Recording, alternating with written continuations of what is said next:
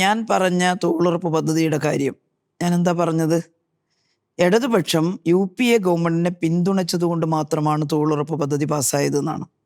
ഞങ്ങളവിടെ പാർലമെന്റിൽ ഭൂരിപക്ഷം അല്ലല്ലോ ഇടതുപക്ഷം പാസ്സാക്കാൻ. ഇടതുപക്ഷമാണ് പാർലമെന്റിൽ ഭൂരിപക്ഷമെങ്കിൽ ഇങ്ങനെയല്ല, ഇതിലും മെച്ചപ്പെട്ട രീതിയിലാണ് എംപ്ലോയ്മെന്റ് ഗ്യാരണ്ടി കൊടുക്കുക. പക്ഷെ ഞാൻ പറഞ്ഞതിൽ തെറ്റാണോ? ഞാൻ പറഞ്ഞത് തന്നെയല്ലേ ശ്രീ ചിദംബരം അസംബ്ലിയിൽ പറഞ്ഞത്, അന്നത്തെ മന്ത്രി? അതുതന്നെയല്ലേ കോൺഗ്രസിന്റെ ജയറാം രമേശ് പറഞ്ഞത്? അവരൊക്കെ അന്ന് എന്താ പറഞ്ഞത്? ഈ തൊഴിലുറപ്പ് എംപ്ലോയ്മെന്റ് ഗ്യാരണ്ടി ആക്ട് പാസ്സാക്കുന്നതിൽ ഇടതുപക്ഷത്തിന്റെ കടുത്ത സമ്മർദ്ദം ഉണ്ടായിരുന്നു.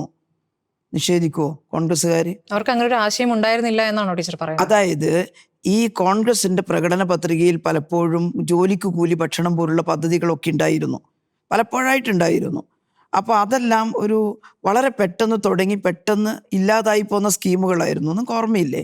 ജോലിക്ക് കൂലി ഭക്ഷണം നിലനിന്നിരുന്നില്ലല്ലോ. അപ്പോൾ ഇങ്ങനെയുള്ള പല സ്കീമുകളും തൊഴിൽ കൊടുക്കാൻ വേണ്ടി ചില മുദ്രാവാക്യങ്ങൾ ഹിന്ദിയിൽ പ്രയോഗിക്കുക, ധോത്തി കപ്പട മക്കാൻ എന്നൊക്കെ പറഞ്ഞിട്ടുള്ള സ്റ്റൈലിലുള്ള ചില മുദ്രാവാക്യം തെരഞ്ഞെടുപ്പ് വരുമ്പോൾ അവർ വെക്കാറുണ്ട്. അതുകൊണ്ട് അവരുടെ പണ്ടത്തെ പ്രകടന പത്രികയിലും ജോലി കൂലി എന്നൊക്കെ പറഞ്ഞിട്ടില്ല, ഇല്ലാതില്ല. പക്ഷെ ഇത് വ്യത്യസ്തമാണ്.